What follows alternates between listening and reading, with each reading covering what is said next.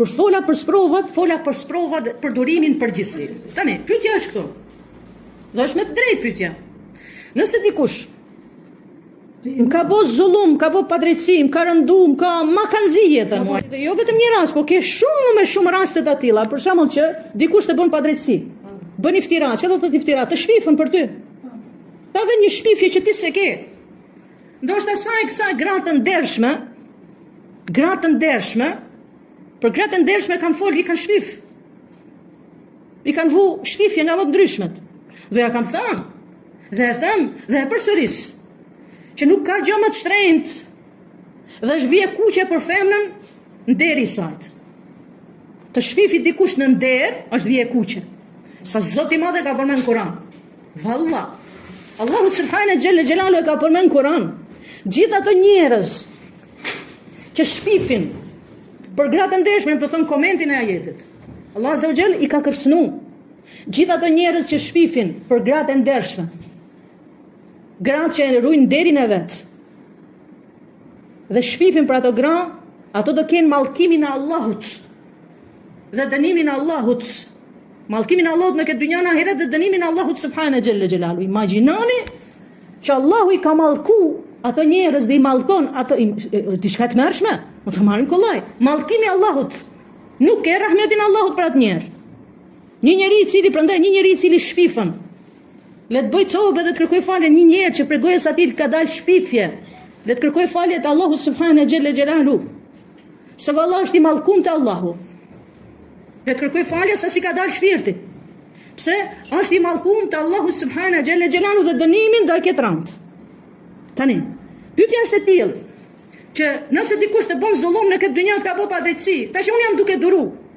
Mirë, po nëse unë e mallkoj atë njeri, ma ka mosh shpirtin.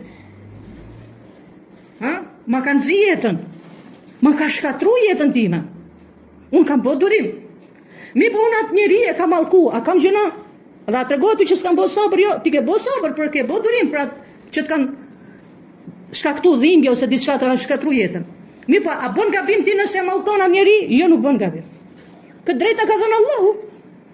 Nëse ti lutesh kundër një njeriu i cili të ka bërë padrejtësi, i cili ta ka shkatru jetën, ta ka shkatru familjen, ka ndarë prej burrit, ka llollojshë sot. A kam të drejtë unë? Lutem kundër atij personi, ke të drejtë.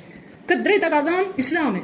Mirë, por nëse bën sabër, domethënë, nëse ti nuk lutesh kundër atij personi, e man veten dhe kërkon hakun tënd në atë dynjë ose e ke fal për izat Allahut, për hir të Allahut tjetër punë. Ama, a bëj gabim unë nëse lutem? Jo, s'ke bëj hiç gabim. Prandaj profeti alayhi salatu wasalam na ka thënë që nuk ka lutje atij personi i cili u ka bë padrejtësi.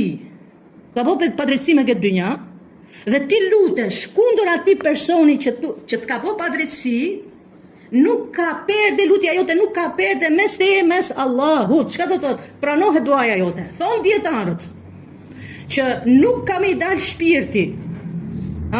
Një njeriu i cili ka bë padrejtësi, që ka bë zullume, dhe njerëzit luten kundër atij personi, nuk ka me i dalë shpirti pa e marrë dënimin në këtë dynjë. Si del shpirti pa ja dhënë Allahu subhanahu xhalla xhelalu dënimin me këtë dynjë. Si e dënon i madhi Zot atë çështje? Allahu subhanahu xhalla xhelalu na nuk hym.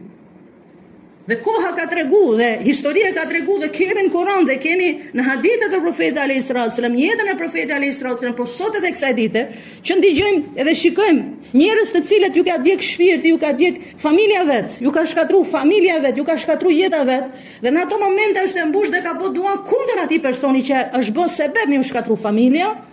Vallai kemi pa njerëz të tillë që kanë përfunduar shumë keq. Nuk guxon muslimani me, ju kam thënë, nuk guxon, ne secila prej nesh bën gabime, nuk kemi ne melaçe. Ne jemi njerëz gabojmë. Ama të arrish në atë gradën që ta konkurosh shejtanin, iblisin, se kush e kush do bëj zullum më shumë, Zoti na rujt. Zoti na rujt. Të arrish dhe në atë gradë që njeri nuk ngihet dhe nuk fryhet, ta shkatroj familjen e dikujt dhe kënaqet kur e shikon dikën të shkatruar, valla ti je barabart, ti je shok i iblisit, shok i shejtanit. Shok i shejtanit, shok i iblisit je. S'ka. Andaj motrat e mia, Zoti na rujt me bë padrejtësi. Allah azza xhe na rujt. e sidomos ato që kanë pushtet, dhe sidomos ato që kanë fuqi, nëse ai pushtetari, dhe nëse ai i forti, nëse ai pasaniku, gjithë këto nëse tregojnë fuqinë e vet mbi të dobtit, ta di se i dobti ka fuqinë mbi këto të fortit. Si? Nëse një pushtetar, ose një pasanik, ose një që ka fuqi, ose një burr që e rreth gruan e vet, që ja nxin jetën gruz vetë, e shikon veten më të fortë, e shikon veten më të fuqishëm, e shikon veten mbi të tjerit, Zoti na ruaj. Nëse i dobti, shifni, e bën këtë dua dhe thot o Zot, i fuqishmi e tregoj fuqinë e tij mbi dobësinë time. O Zot, tregoje fuqinë tënde mbi fuqinë atyre. Dhe do shikoni përfundimin atyre zullumqarëve. Mund të kalojnë vite, mund të kalojnë muaj, mund të kalojnë ndoshta dhe mund të vdes, dhe ai që më ka bërë padrejtësi do jetë i gjallë, ndoshta unë nuk do ta shikoj me sy, se si të ka me dënu Allahu subhanahu xhella xhelalu atë njeri. Ama të jeni të sigurt. Kjo është e sigurt që çdo kush që lutet kundër një njeriu i cili i ka bërë padrejtësi, ai njeri nuk ka me vdek. Nuk ka me dhënë shpirtin pa e dënu Allahu me këtë dynja. Nuk ka me dhënë shpirtin. Jo, nuk ka me dhënë shpirtin pa e marrë hakun Allahu me këtë dynja. Nëse ti ke bërë dua dhe ke thënë Zot, merja hakun tim atij personi në këtë dynja, du ta shikoj me këtë dynja. U sos puna, përfundoi puna. Allah azza xhel ka më marrë hakun. Nëse thua Zot, nuk du me këtë dynja, e du në atë dynja tjetër, pritë në atë dynja tjetër.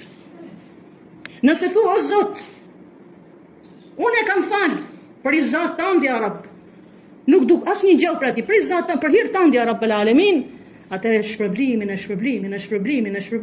e ketë Allahu subhanahu xhella xhelalu. Mirë po, si thot, a kemi bërë gabim, dhe a bëm gabim kur lutemi ndaj një personi i cili më ka bërë padrejtësi, jo s'kam bërë gabim. Ama ki kujdes. Ke kujdes nga viktima të shndrohesh në zullumqar. Jo kam përmend pse. Nëse X person më ka bërë padrejtësi dhe unë i ngrej durët dhe bëj dua kundër X personi dhe bëj dua kundër fëmijëve, bëj dua kundër nanës, babës, e krejt, edhe pasunisë nuk lejohet. Nëse do bësh dua vetëm kundër atij personi që të ka bërë padrejtësi dhe jo kundër fëmijëve atij, se fëmijët nuk kanë faj. Pse? Nëse ti e përfshin familjen, komshit, mahallën, qytetin, shtetin, ke boje, ke kalu kufit, ke boje, e këthyn e ti në zullumqar. Allah azza wa jalla na ruaj. Allah azza wa jalla na ruaj. Allahu ta'ala.